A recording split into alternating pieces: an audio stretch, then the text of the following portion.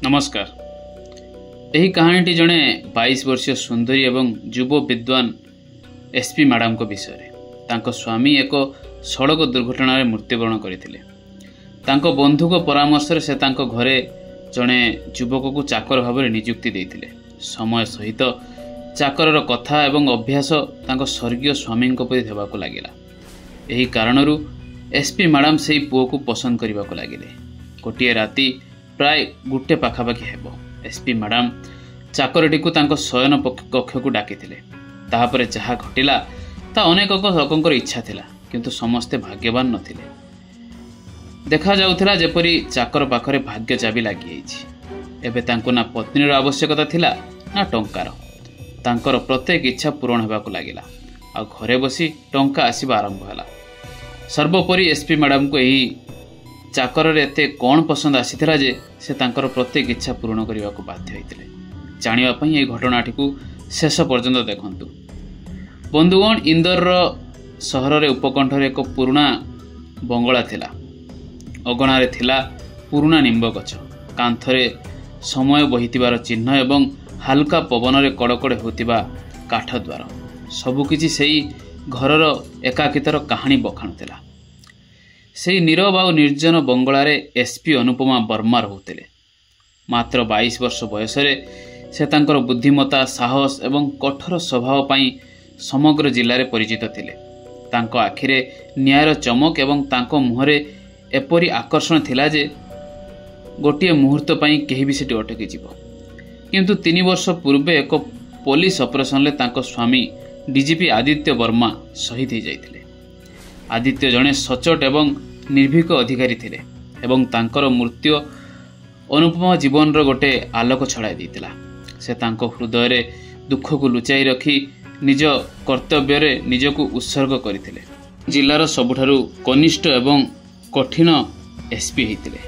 प्रतिदिन सकाळे से तांको यूनिफॉर्म पिंधि ऑफिस को जाउथिले और संध्या पर्यंत मामला एवं फाइल रे बुड़ी रहउथिले एवं राति रे क्लांत ही फेरी आसुथिले।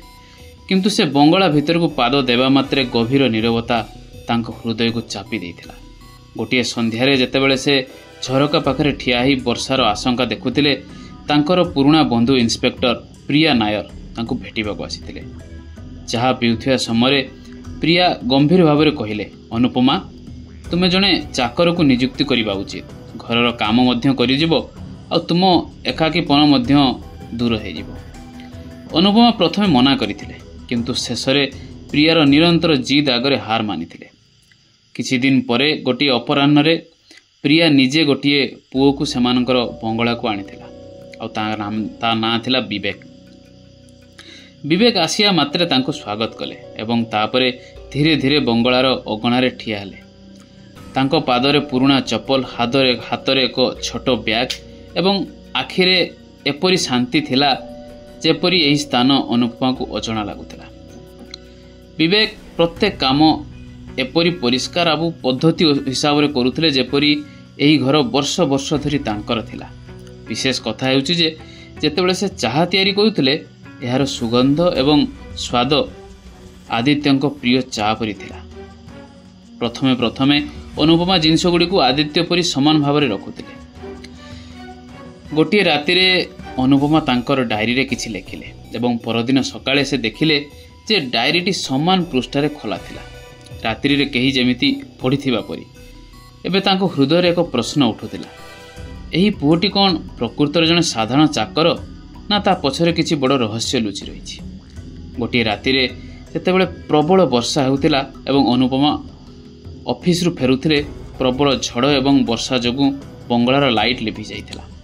से तांको टर्च जाली द्वार खोली देखिले जे विवेक हातरे गोटे मोहम्बती धरी सेठारे ठिया ही सारिचंती, जेपरी से जानिथिले जे एही समय से पहुंची जिवे बोली। विवेक अनुपमा को चाही धीर स्वर रे कहिले, मैडम आपण तो संपूर्ण ओदा ही जाइचंती, मु आपणक पई चाहा तयारी करि दउछि। अनुपमा तांको आखि को चाहिले। समान गभीरता, समान चमक जहा थरे आदित्यंको आखिरे थिला। किछि समय पई तांको हृदय द्रुत गति रे धड़किला उठिला। से बहुत गंभीर हो गले एवं दृढ़ स्वर रे कहिले, विवेक तुमे मते किछि कहिबाकू चाहुछ कि? सत को घटना कौन? विवेक किछि समय पई आखि तळकू कले, तापर टिके हसी दे कहले मैडम मु तो केवल आपणको चाकर चिंता करतु नहीं मु एबे आपणो पई चाहा बनै आनुछि। परदिन अनुपमा प्रिया नायर को बंगला को डाकिले। हाथ में चा कप धरी अनुपमा प्रिया को कहले प्रिया मु भाबुची एही पुओ विवेक जने साधारण चाकर नुह तार काम से चाहा तैयारी करिवार ढंग आउ से कथबार्ता करिवार ढंग सबकिछि मते बारंबार आदित्य कथा मन पकई दूची मु कौन पागल हो जाऊँ ना कौन। प्रिया हसी प्रसंग को आड़ेबा को चेष्टा कले किंतु अनुपमार संदेह एबे आहुरी गभीर हो जाइतिला। से प्रिया को कहले तुमे विवेकर संपूर्ण पृष्ठभूमि जांच कर मु सत्य जानिबा को चाहूँगी। किछि दिन परे प्रिया रिपोर्ट आनिला। अनुपमा जदि तुमे एही मुद्दे उपरे संदेह कर तेबे आमे आहुरी गभीर भाव में तदंत करि परिबा। अनुपमा हाँ करी मुंड नुआइला कहीं मुदीरा सेठारे नथिला। अनुपमार हृदय किछि समय बंद हो गला। यह किपरि अदृश्य हो जाइथांता। विवेक यहाकू नहीं जाइथिले कि ना अन्य कई गुप्त भाव में घर को आसीथिले। अनुपमा स्तब्ध हो गले। विवेक यहाकू चोरी करथिले ना अन्य कई घर को आसीथिले। परदिन संध्यारे अनुपमा विवेक को ड्राइंग रूम को डाकी कठोर स्वर में कहले विवेक मो डायरी रो एक मुदी हजि जाइछि तुमे किछि जानिछ कि। विवेक शांत स्वर में उत्तर देले मैडम मु किछि नहीं नाही किंतु जदि आपण कोनोसी मूल्यवान जिनिस हजै जाइछन्ति तेबे आपण मते कहंतु मु आपणको ता खोजिबारे सहाय्य करिबि। तांको कंठ स्वर में एक अजब सत्य थिला किंतु अनुपमार संदेह आद्य कमी नथिला।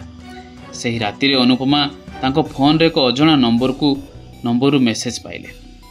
अनुपमा तुमे बहुत प्रश्न पचारुच विवेक को छाड़ी दियो नचेत तुमर चेयर एवं तुमर जीवन उभय विपद में पड़ो। अनुपमार मुह फिका पड़गला। यह एक चांचल्यता थिला आ धमक मध्य थिला आ विवेकर ना से स्पष्ट भाव में लेखा थिला। ना अन्य कई सेमानंकर भयभीत करने को चेष्टा करुथिले। अनुपमा तुरंत प्रिया नायर को फोन करी मेसेज विषय कहले। प्रिया तुरंत कहले अनुपमा यही मामलाटा गंभीर मु एक दल पठाउची से पर्यंत तुमे विवेक को ऊपर कड़ा नजर रख। किंतु एबे अनुपमार मन संपूर्ण विचलित होइतिला। आदित्यर मुह बारंबार तांको सामना रे देखा जाउतिला। विवेक आदित्य थिले ना यह केवल तांकर भ्रम थिला।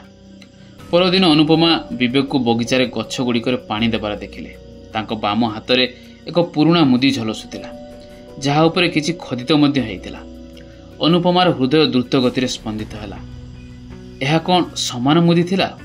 से विवेक को डाकी पचारिले तुमे ये मुदी कोठी पाइल? विवेक हल्का हसी दे कहले मैडम यह मो मांकर मु यहाकू पुराना स्मृति को मन रखिछि किंतु तांको आखिरे एक अन्य प्रकार चमक थिला।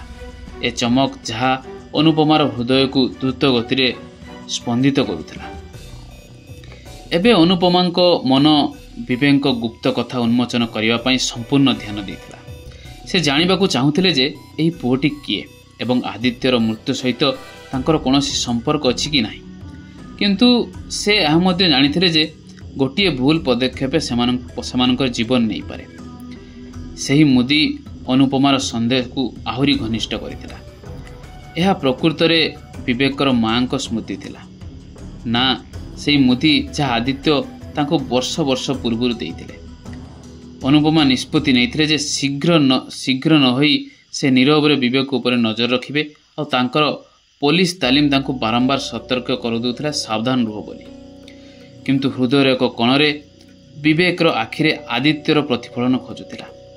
परदिन सकाळे अनुपमा तांको ऑफिस रे बसिथिले जेतेबेले प्रिया नायर विवेकर पूरा फाइल तांकर रिपोर्ट तांको सामने रखिले। अनुपमा विवेकर रेकर्ड सफा अछि किंतु एक अद्भुत कथा अछि। तांकर आधार कार्ड एवं अन्यान्य डॉक्यूमेंट मात्र 2 वर्ष पुराना। यह पूर्व कौनसी भी रेकर्ड नहीं जेपरी से हठात कौनसी स्थान देखा देइछन्ति। अनुपमा रिपोर्ट टी को चुपचाप सुनिले किंतु टेबुल रे रखा जाइतिबा पुराना फाइल को देखिले। आदित्यंको मृत्यु सहित जड़ित फाइल टी। से धीरे कहिले प्रिया मते ई फाइल टी दियो हुए तो एपर्यंत किछि दिग मो नजर खसी जाइथिबो। राजमा चावल आदित्यंको प्रिय खाद्य से विवेक को ध्यान सहित देखिले किंतु किछि कहिले नाही। भजन समय सान्वी विवेक को पचारिले, विवेक तुमे पूर्वर कोउठी रहउतेलो, तुम परिवार विषय किछि तो कुह। विवेक पार्टी रे एक दबी रहितिबा जंत्रणा थिला, किंतु अनुपमा अनुभव कले जे से किछि लुचाउचंती बोली। से कथावार्ता सेठारे शेष कले, किंतु तांको हृदय स्थिर कले जे से निश्चित भावे विवेक प्रकृत सत्य को पाइबे बोली। सेही राति रे अनुपमा पुणी आदित्यंकर केस फाइल खोजिले। सेथिरे लेखा थिला आदित्य एक हाई प्रोफाइल ऑपरेशन ले भाग नैथिले, किंतु तांकर मृत्यु देह केबे मिलिला नाही। पुलिस स्वीकार करिथिला जे से मरि जाइचंती बोली, किंतु अनुपमा सब बेले संदेह करुथिले जे आदित्यंक मृत्यु एते साधारण केबे भी हेइ नथिबो। फाइल रे एक आश्चर्यजनक कथा मध्य थिला। ऑपरेशन राति रे अन्य जने व्यक्ति मध्य उपस्थित थिले, किंतु तांको बयान असंपूर्ण थिला। तांको नाम लेखा जाय नथिला, केवल गोटे कोड नाम थिला, ता थिला शेडो। अनुपमा को मनरे प्रश्न उठिला, शेडो विवेक हेइ परिबो कि ना से आउ एक बड़ रहस्य लुचाउ रखिछि। से तुरंत प्रिया को डाकिले, प्रिया आदित्य को मामला रे शेडो नामक साक्षी को खोज, मते तांको विषय संपूर्ण विवरणी आवश्यक। परदिन अनुपमा ऑफिस रे व्यस्त थिले जेतेबेले प्रिया एक पुराना फोटो उठाइले। यह आदित्यंक पुलिस तालीम दिनर फोटो थिला, जेउथिरे से तांकर सहकर्मी को सहित ठिया होइतिले। फोटोरे थिबा एक मुह अनुपमा को आश्चर्य करिथिला। यह विवेक परि देखा जाउथिला। अनुपमार हृदय द्रुत गति रे धड़किबाकू लागिला। यह प्रकृत रे विवेक थिला ना ता भ्रम थिला। संध्यारे घर को फेरी से विवेक को बगीचारे पानी देउथिबार देखिले। से पाखकू जाई फोटो देखाई कहिले, यह तुमे नुहे तो। किछि समय पई विवेक रो मुह कठिन हो जाइतिला। तापरे से टिके हसिले, यह मु नुहे, हुए तो यह मो परि देखा जाउतियो अन्य केही जने, किंतु तांको आखिरे भयर झलक थिला, जहा अनुपमा ठारू केबे भी लुचिक रही पारला नाही।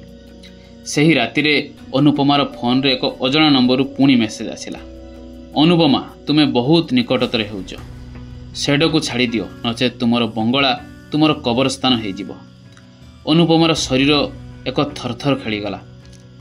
शेडो, यह तो सही नाम थिला जहाँ फाइल रे लिपिबद्ध होइतिला। एबे प्रश्न उठिला, विवेक एवं शेडो भितर संपर्क कौन, एवं विवेक प्रकृत रे आदित्य नुहे तो। अनुपमा तुरंत मीरा को डाकी धमकपूर्ण वार्ता विषय देखाइले। मीरा गंभीरतार सहित कहिले, अनुपमा यही लोक माने तुमको भयभीत करने को चाहूँगी, किंतु जदि विवेक प्रकृत रे शेडो, तेबे से एक गुप्त कथा लुचाउछि। आमको ताको ऊपर चाप पकाइବାକୁ पड़िबो। अनुपमा धीरे उत्तर देले, ना मीरा, जदि विवेक प्रकृत रे आदित्य होइतिबो तेबे मु ताको भयभीत करने को चाहू नाही, एवं जदि से अन्य केही तेबे आमको प्रथम एक दृढ़ प्रमाण आवश्यक।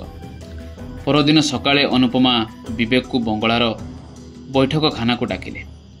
तांको स्वर कठोर थिला, विवेक आउ लुचेबार आवश्यकता नाही, मते स्पष्ट भाव रे कुह, तुमे शेडो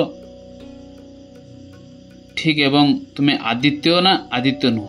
विवेक किछि समय पई तांको आखि को चाहिले, तापर मुंड नहीं कहले, मैडम आपण भूल बुझचंती, मु शेडो नुहे, मु केवल आपणक चाकर।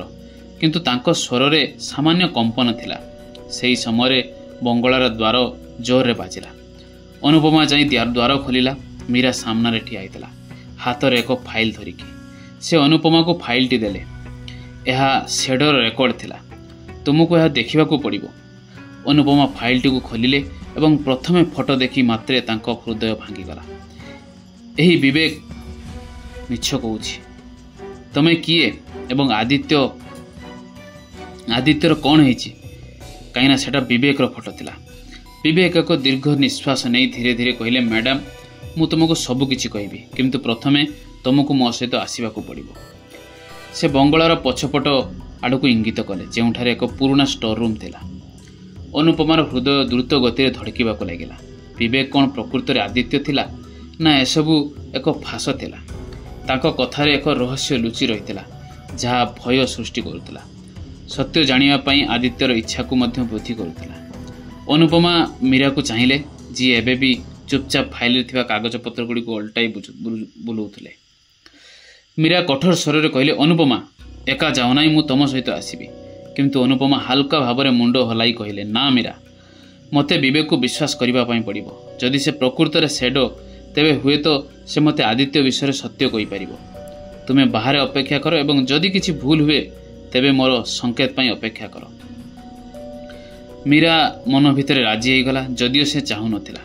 କିନ୍ତୁ ଯିବା ପୂର୍ବରୁ ସେ ତାର ପିସ୍ତଲ ଉପରେ ହାତ ରଖି ବିବେକକୁ ଚାହିଁଲା, ଯାହାର ମୁହଁ ଆଉ ଭୟରେ ପରିପୂର୍ଣ୍ଣ ନଥିଲା, ବରଂ ଏକ ଅଦ୍ଭୁତ ଯନ୍ତ୍ରଣାରେ ପରିପୂର୍ଣ୍ଣ ଥିଲା। ଚାଲ ଯିବା, ଅନୁପମା କହିଲା ଏବଂ ବିବେକଙ୍କ ପଛପଟେ ଥିବା ପୁରୁଣା ଷ୍ଟୋର ରୁମ୍ ଆଡ଼କୁ ପଛକୁ ଚାଲିଗଲା। ଷ୍ଟୋର ରୁମ୍ର ପୁରୁଣା କାଠ କାନ୍ଥ ଏବଂ ଭଙ୍ଗା ଝରକା ବର୍ଷ ବର୍ଷର ନିର୍ଜନତା ଏବଂ ଅପେକ୍ଷାର କାହାଣୀ କହିବା ପାଇଁ ମନେ ପକାଉଥିଲା। ବିବେକ ଏକ ମଳିନ ତାଲା ଖୋଲି ଦ୍ୱାର ଖୋଲିଲା। ଭିତରେ ଧୂଳି, କାଦୁଅ ଏବଂ ମଇଳାର ଦୁର୍ଗନ୍ଧ ଥିଲା। ସେ ତାଙ୍କ ପକେଟରୁ ଏକ ଛୋଟ ଟର୍ଚ୍ଚ ବାହାର କରି ଭିତରକୁ ଇଙ୍ଗିତ କଲେ। ମ୍ୟାଡ଼ାମ, ଏଠାରେ। ସେ ଏକ ପୁରୁଣା କାଠ ବାକ୍ସ ଆଡ଼କୁ ନେଲେ। ଅନୁପମା ସତର୍କତା ସହିତ ଆଗକୁ ବଢ଼ିଲେ। ଗୋଟିଏ ହାତ ତାଙ୍କ ସର୍ଭିସ ରିଭଲଭର ଉପରେ ଥିଲା, ଆଉ ତାପରେ ବିବେକ ବାକ୍ସ ଖୋଲିଲେ। ଏଥିରେ କିଛି ପୁରୁଣା କାଗଜପତ୍ର ଏବଂ ଏକ ପୁରୁଣା ଲାପଟପ୍ ଥିଲା ମଧ୍ୟ। ଏବଂ ଏହାର କ'ଣ ପାସୱାର୍ଡ? ଅନୁପମା ପଚାରିଲା। ବିବେକ ନିଚ ସ୍ୱରରେ କହିଲେ, ତୁମର ଆଉ ଆଦିତ୍ୟର ବିବାହ ତାରିଖ। ଅନୁପମା ହୃଦୟ ସେତେବେଳେ ଧଡ଼ଧଡ଼ ହେବାକୁ ଲାଗିଲା। ସେ ଥରୁଥିବା ହାତରେ ପାସୱାର୍ଡ ପ୍ରବେଶ କଲେ। 1,56,221 ଏବଂ ତାଲା ଖୋଲିଗଲା। ଭିତରେ କିଛି ଉଚ୍ଚ ପୋଲିସ ଅଧିକାରୀ ଏବଂ ବ୍ୟବସାୟୀ ଥିଲେ। ଶେଷ ପୃଷ୍ଠାରେ ଲେଖା ଥିଲା, ଯଦି ମୋ ସହିତ କିଛି ହୁଏ ତେବେ ସମ୍ଭାବୀକୁ କୁହ ଯେ ମୁଁ ସବୁବେଳେ ତାଙ୍କୁ ଭଲ ପାଏ। ସମ୍ଭାବୀ ମାନେ ଅନୁପମା କଥା କୁହାହେଉଛି। ସେଡୋ ମୋ ସତ୍ୟତାକୁ ରକ୍ଷା କରିବ। ଅନୁପମା ଆଖି ଓଦା ହୋଇଯାଇଥିଲା। ସେ ନୀରବରେ ଠିଆ ହୋଇଥିଲେ, ବିବେକକୁ ଚାହିଁଲେ।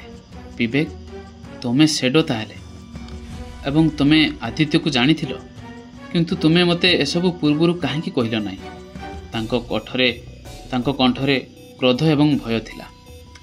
ବିବେକ ଏକ ଗମ୍ଭୀର ନିଶ୍ୱାସ ନେଲେ ଆଉ ତାଙ୍କ କଣ୍ଠ ଧରି ଉଠିଲା। ଅନୁପମା ଡାଏରୀକୁ ତାଙ୍କ ଛାତିରେ ଆଲିଙ୍ଗନ କଲେ।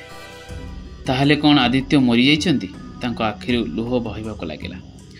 ବିବେକ ମୁଣ୍ଡ ନଇଁ କହିଲେ, ମ୍ୟାଡ଼ାମ, ମୁଁ ଜାଣିନାହିଁ। ସେହି ରାତି ପରେ ଆଦିତ୍ୟର କୌଣସି ସନ୍ଧାନ ମିଳିଲା ନାହିଁ। କିନ୍ତୁ ମୁଁ ଶୁଣିଛି ଯେ ଯେଉଁ ରାକେଟର ଲୋକମାନେ ଏବେ ବି ଭୟ କରୁଛନ୍ତି ଯେ ସେ ଜୀବିତ ଥାଇପାରନ୍ତି। ସେଥିପାଇଁ ମୁଁ ଆପଣଙ୍କ ପାଖକୁ ଆସିଥିଲି। ଆପଣଙ୍କ ବଙ୍ଗଳାରେ କାମ କରିବା ଆରମ୍ଭ କଲି, ଯାହାଦ୍ୱାରା ମୁଁ ଆପଣଙ୍କୁ ସୁରକ୍ଷା ଦେଇପାରିବି। ଅନୁପମାଙ୍କ ମନ ଦ୍ୱନ୍ଦ୍ୱରେ ପଡ଼ିଗଲା। ଯଦି ବିବେକ ସେଡୋ ଥିଲେ ତେବେ ହୁଏତ ସେ ସତ୍ୟ କହୁଥିଲେ, କିନ୍ତୁ ତାଙ୍କ ଆଖିରେ ଆଦିତ୍ୟର ଛାୟା ଏବଂ ସେହି ମୁଦିର ରହସ୍ୟ ଏପର୍ଯ୍ୟନ୍ତ ଅସମାପ୍ତ ହୋଇ ରହିଥିଲା। ଠିକ୍ ସେତିକି ବେଳେ ଷ୍ଟୋର ରୁମ୍ର ବାହାରରେ ଏକ ଜୋର ଶବ୍ଦ ଆସିଲା, କାଚ ଭାଙ୍ଗିବାର। ଅନୁପମା ଓ ବିବେକ ତୁରନ୍ତ ସେମାନଙ୍କର ରିଭଲଭର ବାହାର କରେ, ଆଉ ଅନୁପମା ବିବେକକୁ ପଛରେ ରହିବାକୁ ଇଙ୍ଗିତ କଲେ। ମୀରାଙ୍କ ସ୍ୱର ବାହାରେ ପ୍ରତିଧ୍ୱନିତ ହେଲା, ଅନୁପମା, ବାହାରକୁ ଆସ, ଏଠାରେ କେହି ଅଛନ୍ତି। ଅନୁପମା ଏବଂ ବିବେକ ଶୀଘ୍ର ଷ୍ଟୋର ରୁମ୍କୁ ବାହାରକୁ ଗଲେ। ଜଣେ ବ୍ୟକ୍ତି ବଙ୍ଗଳାର ବଗିଚାରେ ଠିଆ ହୋଇଥିଲେ। ଏକ କଳା ହୁଡ୍ ପିନ୍ଧି ଆଉ ତାଙ୍କ ହାତରେ ଏକ ଚମକଦାର ଛୁରୀ ଥିଲା। ମୀରା ତାଙ୍କ ପିସ୍ତଲ ଦେଖାଇଲେ, କିନ୍ତୁ ସେହି ବ୍ୟକ୍ତି ହଠାତ୍ ଧୂଆଁର ମେଘରେ ଅଦୃଶ୍ୟ ହୋଇଗଲେ। ଅନୁପମା ବିବେକକୁ ରାଗିକି ଚାହିଁଲେ। ଏହା କ'ଣ ଥିଲା ବିବେକ? ତୁମେ ମୋତେ ଫସାଇବାକୁ ଚାହୁଁଥିଲ? ବିବେକ ତୁରନ୍ତ କହିଲେ, ମ୍ୟାଡ଼ାମ, ମୋତେ ବିଶ୍ୱାସ କରନ୍ତୁ, ଏମାନେ ସେହି ଲୋକ ଯେଉଁମାନେ ଆଦିତ୍ୟଙ୍କୁ ହତ୍ୟା କରିଥିଲେ। ଏବେ ସେମାନେ ଆପଣଙ୍କ ପଛରେ ଅଛନ୍ତି, କାରଣ ଆପଣ ଡାଏରୀ ପାଇଯାଇଛନ୍ତି। ମୀରା ଅନୁପମାର ହାତ ଧରି କହିଲେ, ଅନୁପମା, ଏବେ କୌଣସି ବିପଦ ନିଅ ନାହିଁ। ଏହି ଡାଏରୀ ମୋତେ ରଖିବାକୁ ଦିଅ। ମୁଁ ଏହାକୁ ମୁଖ୍ୟାଳୟକୁ ନେଇଯିବି। ତୁମେ ଏବଂ ବିବେକ ମୋ ସହିତ ଆସ। ଅନୁପମା କଠୋର ସ୍ୱରରେ ଉତ୍ତର ଦେଲେ, ନା ମୀରା, ଯଦି ବିବେକ ସତ୍ୟ କହୁଛନ୍ତି ତେବେ ମୋତେ ଏହି ରାକେଟର ପର୍ଦ୍ଦାଫାଶ କରିବାକୁ ପଡ଼ିବ, କେବଳ ଆଦିତ୍ୟ ପାଇଁ। ସେହି ରାତିରେ ଅନୁପମାଙ୍କ ଫୋନ୍ରେ ଏକ ଅଜଣା ମେସେଜ୍ ଆସିଲା, ଅନୁପମା, ତୁମେ ଡାଏରୀ ଦେଖିସାରିଛ। ଏବେ ତୁମର ସମୟ ସରି ଆସୁଛି। କାଲି ରାତି 1ଟାରେ ପୁରୁଣା ଗୋଦାମକୁ ଏକା ଆସିବ। ଅନୁପମାର ହୃଦୟ କ୍ରୋଧ ଏବଂ ଯନ୍ତ୍ରଣାରେ ପୂର୍ଣ୍ଣ ହୋଇଯାଇଥିଲା। ଏହା ସେହି ଗୋଦାମ ଥିଲା ଯେଉଁଠାରେ ଆଦିତ୍ୟ ମୃତ୍ୟୁବରଣ କରିଥିଲେ। ଏହା ସତ୍ୟ ପାଇଁ ଶେଷ ସୁଯୋଗ ଥିଲା ନା ଅନ୍ୟ ଏକ ଫାଶ ଥିଲା? ସେ ବିବେକକୁ ବାର୍ତ୍ତାଟି ଦେଖାଇଲେ। ବିବେକ ଗମ୍ଭୀର ସ୍ୱରରେ କହିଲେ, ମ୍ୟାଡ଼ାମ, ଏହି ଲୋକମାନେ ତୁମକୁ ମାରିବାକୁ ଚାହୁଁଛନ୍ତି, କିନ୍ତୁ ଯଦି ତୁମେ ଯିବାକୁ ଚାହୁଁଛ ମୁଁ ତୁମ ସହିତ ଯିବି। ଅନୁପମା ତାଙ୍କ ଆଖିକୁ ଚାହିଁଲେ। ସେମାନେ ଆଦିତ୍ୟଙ୍କ ପରି ସମାନ ଆବେଗକୁ ପ୍ରତିଫଳିତ କରୁଥିଲେ। ସେ ମୁଣ୍ଡ ହଲାଇ କହିଲେ, ଠିକ୍ ଅଛି ବିବେକ, କିନ୍ତୁ ଯଦି ତୁମେ ମୋତେ ଧୋକା ଦିଅ ନା। ଏତିକ କହି ସେ ରହିଗଲେ। ଅନୁପମାର ହୃଦୟ ଏବେ ସେହି ରାତିର ବୈଠକ ପାଇଁ ସମ୍ପୂର୍ଣ୍ଣ ପ୍ରସ୍ତୁତ ଥିଲା। ପୁରୁଣା ଗୋଦାମର ନାମ ଶୁଣିବା ମାତ୍ରେ ଆଦିତ୍ୟର ସ୍ମୃତି ତାଜା ହୋଇଯାଉଥିଲା। କିନ୍ତୁ ସେହି ସମୟରେ ତାଙ୍କ ଜୀବନ ନେଇଯାଇଥିବା ରାକେଟର ପର୍ଦ୍ଦାଫାଶ କରିବା ପାଇଁ ଏକ ଇଚ୍ଛା ମଧ୍ୟ ଥିଲା। ବିବେକ ବିଷୟରେ ତାଙ୍କର ସନ୍ଦେହ ଏବେ ବି ଥିଲା, କିନ୍ତୁ ତାଙ୍କ ଆଖିରେ ସତ୍ୟ ଏବଂ ଆଦିତ୍ୟଙ୍କ କାର୍ଯ୍ୟ ତାଙ୍କୁ ବାଧା ଦେଉଥିଲା। ଅନୁପମା ମୀରାକୁ ବାର୍ତ୍ତା ବିଷୟରେ କହିଲେ ଏବଂ ତାଙ୍କୁ କଠୋର ନିର୍ଦ୍ଦେଶ ଦେଇଥିଲେ ଯେ ସେମାନଙ୍କ ମୁହଁରେ ହାଲକା ବର୍ଷା ପଡ଼ୁଥିଲା ଏବଂ ବାୟୁରେ ଏକ ନୀରବ ଭୟଙ୍କର ଅନୁଭବ ବ୍ୟାପି ଯାଇଥିଲା। ପ୍ରତ୍ୟେକ ନିଶ୍ୱାସ ସହିତ ଗୋଦାମର ନୀରବତା ପ୍ରତିଧ୍ୱନିତ କରୁଥିଲା। ଅନୁପମା ତାଙ୍କ ସର୍ଭିସ୍ ରିଭଲଭରଟିକୁ ତାଙ୍କ କଟିରେ ବାନ୍ଧି ରଖିଥିଲେ ଏବଂ ବିବେକ ପାଖରେ ଏକ ଛୋଟ ଛୁରୀ ଥିଲା। ସେମାନଙ୍କ ଭଙ୍ଗା ଫାଟକ ପାଖରେ ପହଞ୍ଚିବା ମାତ୍ରେ ଅନୁପମା ଧୀର ସ୍ୱରରେ କହିଲେ, ଯଦି ଏହା ଗୋଟେ ଟ୍ରାପ୍ ହେଇଥାଏ ନା, ତେବେ ତୁମକୁ ଏହାର ଜବାବ ଦେବାକୁ ପଡ଼ିବ। ବିବେକ ଗମ୍ଭୀର ଆଖିରେ ତାଙ୍କୁ ଦେଖିଲେ। ମ୍ୟାଡ଼ାମ, ମୁଁ ଆପଣଙ୍କ ସହିତ ଅଛି, ଯାହା ହେଉନା କାହିଁକି ମୁଁ ଆପଣଙ୍କ ସହିତ କିଛି ହେବାକୁ ଦେବି ନାହିଁ। ତାଙ୍କ ସ୍ୱରରେ ଏକ ଅଦ୍ଭୁତ ଉଷ୍ମତା ଥିଲା, ଯାହା ଅନୁପମାକୁ ଆଦିତ୍ୟଙ୍କ କଥା ମନେ ପକାଇ ଦେଉଥିଲା। ଗୋଦାମ ଭିତରେ ପୁରା ଅନ୍ଧକାର ଥିଲା। କେବଳ ଗୋଟିଏ କୋଣରେ ଏକ ଲଣ୍ଠନର କ୍ଷୀଣ ଆଲୋକ ଝଲସୁଥିଲା। ଗୋଟିଏ ଧ୍ୱନି ଶୁଣାଗଲା, ଅନୁପମା ଚୌହାନ, ତୁମେ ବହୁତ ଜିଦଖୋର। ଛାୟା ଭିତରୁ ଏକ ଲମ୍ବା ଲୋକ ବାହାରି ଆସିଲେ। ତାଙ୍କ ମୁହଁରେ କଳା ମୁଖା ପିନ୍ଧିଥିଲେ ଏବଂ ତାଙ୍କ ପଛରେ ଆଉ 2 ଜଣ ଲୋକ ଥିଲେ। ଉଭୟଙ୍କ ହାତରେ ବନ୍ଧୁକ ଥିଲା। ଅନୁପମା ତୁରନ୍ତ ରିଭଲଭର ବାହାର କରି କଠୋର ସ୍ୱରରେ କହିଲେ, ତମେ କିଏ ଏବଂ ଆଦିତ୍ୟର କ'ଣ ହେଇଛି? ମୁଖା ପିନ୍ଧା ଲୋକଟି କଠୋର ଭାବରେ ହସିଲା। ଆଦିତ୍ୟ? ସେ ଏକ ଭୁଲ ଥିଲା, ଯିଏ ଆମ ରାସ୍ତାରେ ଆସିଥିଲା ଏବଂ ଏବେ ତୁମେ ସମାନ ଭୁଲ ଦୋହରାଉଛ। ସେ ତାଙ୍କ ପକେଟରୁ ଏକ ଛୋଟ ଡିଭାଇସ୍ ବାହାର କଲେ। ଏଥିରେ ଆଦିତ୍ୟ ଚୋରି କରିଥିବା ସମସ୍ତ ତଥ୍ୟ, ଯେମିତି ଡ୍ରଗ୍ସ, ଅସ୍ତ୍ରଶସ୍ତ୍ର, ଆମର ସମସ୍ତ ପ୍ରବାସ ସବୁକିଛି ଆ ଭିତରେ ଅଛି। କିନ୍ତୁ ଏବେ ଆମେ ଏହି ତଥ୍ୟ ଫେରି ପାଇଛୁ ଏବଂ ତୁମେ ଏବେ କେବଳ କାହାଣୀ ହେବ। ଅନୁପମାର ରକ୍ତ ଫୁଟି ଉଠିଲା। ସେ ବିବେକକୁ ଚାହିଁଲା, ଯିଏ ନୀରବରେ ମୁଖା ପିନ୍ଧିବା ଲୋକଟିକୁ ଚାହିଁକି ରହିଥିଲେ। ହଠାତ୍ ବିବେକ ପୂର୍ଣ୍ଣ ବଳରେ ଛୁରୀଟିକୁ ଫିଙ୍ଗିଦେଲେ ଏବଂ ଛୁରୀଟି ସିଧା ମୁଖା ପିନ୍ଧା ବ୍ୟକ୍ତିଙ୍କ ହାତରେ ଲାଗିଲା ଏବଂ ଉପକରଣଟି ତଳେ ପଡ଼ିଗଲା। ମୁଖା ପିନ୍ଧା ବ୍ୟକ୍ତି ଯନ୍ତ୍ରଣାରେ ଚିତ୍କାର କଲା ଏବଂ ତାଙ୍କର 2 ସାଥୀ ବନ୍ଧୁକ ଧରି ଅନୁପମାର ପାଖକୁ ଧାଇଁ ଦୌଡ଼ିଲେ। କିନ୍ତୁ ସେମାନେ କିଛି କରିବା ପୂର୍ବରୁ ବାହାରୁ ଗୋଦାମ ଘରେ ଚଢ଼ାଉ କରିଦିଆଗଲା। ଶବ୍ଦ ଏବଂ ବିସ୍ଫୋରଣ ମଧ୍ୟରେ ଗୁଳି ଚାଳନା ଚାଲିଥିଲା। କିଛି ମିନିଟ୍ ମଧ୍ୟରେ ମୁଖା ପିନ୍ଧା ବ୍ୟକ୍ତିର ଉଭୟ ସାଥୀ ତଳେ ପଡ଼ିଗଲେ। ଯେତେବେଳେ ମୁଖା କାଢ଼ିଲେ, ତାଙ୍କ ସମ୍ମୁଖରେ ଜଣେ ପରିଚିତ ମୁହଁ ଥିଲା। ବିକ୍ରମ ସିଂ, ଜଣେ ଅବସରପ୍ରାପ୍ତ DIG ଏବଂ ଆଦିତ୍ୟର ପୂର୍ବତନ ସିନିୟର। ଅନୁପମାଙ୍କ ମୁଖ ଆଶ୍ଚର୍ଯ୍ୟ ଓ କ୍ରୋଧିତ ଥିଲା। ବିକ୍ରମ ହାଲୁକା ହସରେ କହିଲେ, ଅନୁପମା, ତୁମେ ଏବଂ ଆଦିତ୍ୟ ଉଭୟ ବହୁତ ଜିଦଖୋର। ମୁଁ ତାକୁ ଚେତାବନୀ ଦେଇଥିଲି ଆଉ କଲି ମଧ୍ୟ, କିନ୍ତୁ ତୁମେ ଦୁହେଁ ଅଟକିଲ ନାହିଁ। ସେ ଭୂମିରେ ପଡ଼ିଥିବା ଉପକରଣଟିକୁ ଉଠାଇବା ପାଇଁ ନଇଁ ପଡ଼ିଲେ, କିନ୍ତୁ ଅନୁପମା ତୁରନ୍ତ ଏକ ଗୋଇଠା ମାରିକି ତାକୁ ଫୋପାଡ଼ି ଦେଇଥିଲେ। ସେହି ମୁହୂର୍ତ୍ତରେ ବିବେକ ସମସ୍ତଙ୍କୁ ଚାହିଁ କହିଲେ, ମ୍ୟାଡ଼ାମ, ସମୟ ଆସିଗଲାଣି। ସେ ତାଙ୍କ ପକେଟରୁ ଗୋଟିଏ ଛୋଟ ପେଣ୍ଡେଣ୍ଟ ବାହାର କଲେ। ଅନୁପମାର ନିଶ୍ୱାସ ଯେମିତି ବନ୍ଦ ହୋଇଯାଇଥିଲା। ଏହା ସେହି ପେଣ୍ଡେଣ୍ଟ ଥିଲା ଯାହାକୁ ସେ ଆଦିତ୍ୟକୁ ସେମାନଙ୍କର ପ୍ରଥମ ଆନିଭର୍ସରୀ ଉପହାର ଦେଇଥିଲେ। ଅନୁପମାର ଆଖି ବିସ୍ତାର ହୋଇଗଲା। ବିବେକ, ତମେ କ'ଣ ଆଦିତ୍ୟ? ବିବେକ ଓରଫ ଆଦିତ୍ୟ ଧୀରେ ଧୀରେ ମୁଣ୍ଡ ହଲାଇ କହିଲେ, ହଁ, ମୁଁ ଆଦିତ୍ୟ। ମୁଁ ସେହି ରାତିରେ ଗୋଦାମରେ ବଞ୍ଚି ଯାଇଥିଲି, କିନ୍ତୁ ମୁଁ ଜାଣିଥିଲି ଯେ ଯଦି ମୁଁ ଏମାନଙ୍କ ସାମ୍ନାକୁ ଆସିବି, ତେବେ ସେମାନେ ତୁମକୁ ଟାର୍ଗେଟ୍ କରିବେ। ତେଣୁ ମୁଁ ମୋର ମୃତ୍ୟୁର ନକଲି କାହାଣୀ କହି ସେହି ରାକେଟକୁ ସେଡ୍ ଭାବରେ ଅନୁସରଣ କରି ଚାଲିଲି। ମୁଁ ବିବେକ ଭାବରେ ତୁମ ପାଖକୁ ଆସିଥିଲି, ଯାହାଦ୍ୱାରା ତୁମେ ସୁରକ୍ଷିତ ରହିପାରିବ। ଅନୁପମାର ଆଖିରୁ ଲୁହ ବହିବାକୁ ଲାଗିଲା। ସେ ଥରୁଥିବା ହାତରେ ଆଦିତ୍ୟକୁ କୁଣ୍ଢେଇ ପକାଇଲା। ତୁମେ ମୋତେ କାହିଁକି ଏକା ଛାଡ଼ି ଚାଲିଗଲ? ମୁଁ ତୁମକୁ ପ୍ରତିଦିନ ମରୁଥିବାର ଦେଖିଲି। ଆଦିତ୍ୟ ତାଙ୍କ ଆଖିକୁ ଚାହିଁ କହିଲେ, ମୁଁ ଅନୁପମା ତୁମକୁ ହରାଇବାକୁ ଚାହୁଁନଥିଲି, କିନ୍ତୁ ଏବେ ଆମେ ଏକାଠି ଅଛୁ। ଏହି ସମୟରେ ଦଳ ବିକ୍ରମକୁ ହାତକଡ଼ି ପିନ୍ଧାଇଲା ଆଉ ଡିଭାଇସ୍ରେ ଥିବା ସମ୍ପୂର୍ଣ୍ଣ ତଥ୍ୟ ତାଙ୍କ ରାକେଟକୁ ପର୍ଦ୍ଦାଫାଶ କରିଥିଲା। विक्रम सहित अनेक व्यवसायी पुलिस अधिकारी गिरफ करागला। आदित्य और दल मिसी यही तथ्य को जनसाधारण सामने रखिले एवं रैकेट संपूर्ण नष्ट हो जाता। किछि मास परे अनुपमा और आदित्य पुणी एक पुराणा बंगलार एकाठी थे। अनुपमा एसपी को कही आदित्य सरकार चौकी छाड़ी देते। से माने मिसी एक एनजीओ गठन करते जहाँ दुर्नीति और अपराध विरुद्ध में सचेतनता प्रसार करुला। गोटे सकाळे बंगलार बगीचारे बसी अनुपमा आदित्य को एक चाह कप देते एवं हसी हसी कही तुमर चाह एबे भी मो हृदय को छुई जाउछि। तो सांग मैंने यह आजिकार कहानी। आशा करुच्ची कहानी आपको भल लगी। जब कहानी भल लगी आप गोटे रिक्वेस्ट नुआ चैनल को आसान प्लीज चैनल को सब्सक्राइब कर जातु और सांग सहित भिडियो को शेयर कर दिंतु। देखा हम नेक्स्ट कहानी रे। Bye bye, take care.